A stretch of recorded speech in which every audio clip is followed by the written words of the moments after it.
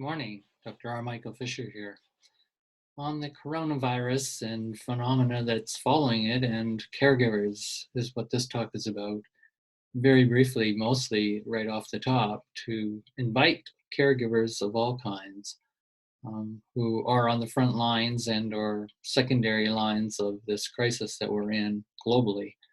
So my view is that fear, anxieties, and all the cousins and you know relationships with what fear creates, and I mean fear both in the biological, psychological sense, and then in the social cultural sense and political sense of how fear gets manufactured, culturally modified fear.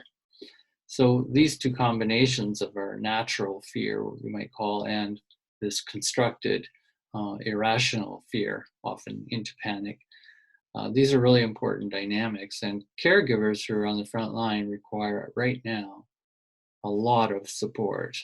They're doing a lot of grunt work, helping people in crises of all kinds in the medical and outside of the medical profession. So social workers, right, including doctors, nurses, and you name it, all the rest of frontline caregivers, people working in staff, right, for example, in rehabilitation homes and for elderly and so on, these vulnerable populations. So I'm offering right now my background of 40 plus years in counseling experiences, therapeutic experience, and family work, organizational work. I'm offering my services pro bono, which means as a gift, and I call it the gift of fearlessness. So you can email me. I'll leave my email in the link below and set up a time or appointment where you can get fearlessness attention.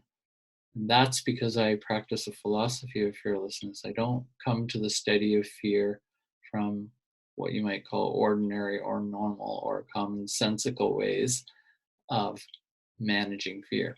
That doesn't mean that I don't understand those ways. I've studied them very carefully for over 30 years since I've been specializing on the topic of fear and fearlessness.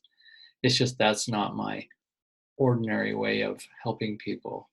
And so my experience has shown is that people entering these kinds of challenging times require not only a therapy um, in terms of their own healing process, but they require, basic education as well. So if you consult me, and again, this is a gift to you. You're going to get my time and attention as best I can offer it to as many people as I can offer it who are health care workers and so on. I'm going to be doing an education process with you as well. And this will be as much as you want or have time for. But the primary goal is to get a free attention, as I call it. Attention from someone who is not being triggered, and that's me, by the crisis of and all the fears that go with it, the fears that you may have, the compassion fatigue you may have, the post-traumatic effects you may have as a caregiver providing right now. And from all signs, right, this coronavirus is going to go on for quite a long time. And so there's no back to normal right away. So this is where the educational component comes in with the counseling therapy component I offer, is we have to re-educate ourselves in our relationship to fear ongoing.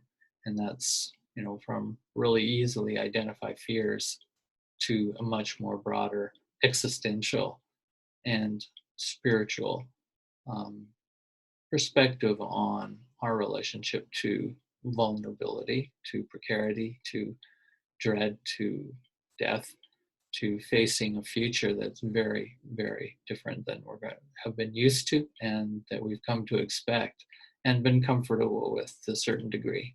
And so obviously coronavirus is only one symptom of these kinds of cascading crises that many people, many futurists have been predicting for decades. And I've been part of that learning, and I'd like to pass on what I know to you. So feel free to contact me. I'll also leave some resources in the bottom of the link to a colleague, Noni Aghania, and she's a nurse, RN, and she's a master's degree as well. And her background is specialized in clinical practice in healthcare management, and obviously her interest in health education as well.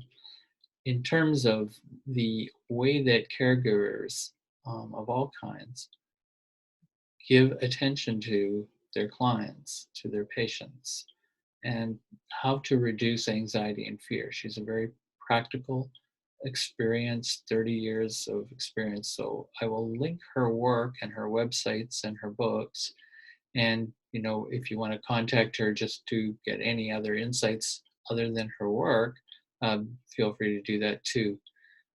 So I think the website links will lead you to her and her work. So together, her and I have some other colleagues, we're working on how to put my work, the fearlessness perspective, into a more simpler. I tend to be a pretty complex thinker at times, but a simpler health educational, transformative package that people can utilize more easily. Okay, so look forward to connecting with you if you feel that that's something you would like from me. And otherwise, if you just want to send an email and do an email chat, that's fine too. But we'll use Zoom for our communications, preferably. As I can send you out a link and then you connect with me. We can use Skype as well if that works for you.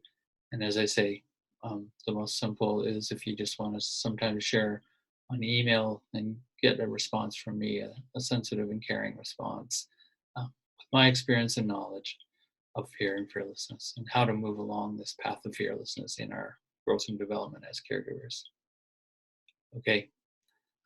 Also, my bio is on the internet, r.michaelfisher, and just look up bio. You'll find lots of information on my background. And if you really want a fine detailed CV of my background as well, I'll send that to you. Okay, good folks. Take care out there.